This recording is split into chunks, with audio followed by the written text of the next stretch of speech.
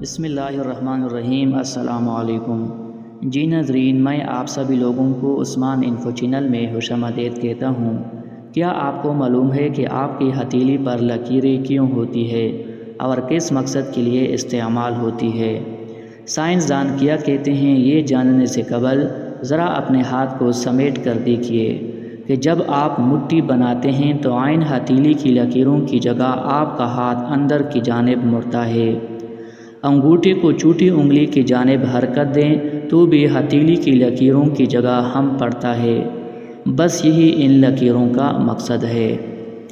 دراصل جب ہم اپنے ہاتھ کو سمیٹ کر مٹھی بناتے ہیں یا انگوٹھے کو ہتھیلی کے اندرونی جانب لاتے ہیں تو ہمارے ہاتھ کی جلد اکٹھی ہوتی ہے۔ اگر ہتھیلی پر لکیریں نہ ہوں تو یہ جلد بار بار کی حرکت سے پھول جائے گی اور ڈھیلی پڑنے لگے گی۔ قدرت نے ہتھیلی کی لکیروں کی صورت میں ایک ایسا نظام تخلیق کر دیا ہے جو ہاتھ اور انگلیوں کی ہر قسم کی حرکت کے دوران جلد کو محفوظ طریقے سے اکٹھا ہونے اور پھیلنے کا موقع فراہم کرتا ہے۔ یوں ہاتھ کی کثیر النوع حرکت بھی بآسانی ممکن ہو پاتی ہے اور ہماری جلد بھی محفوظ رہتی ہے۔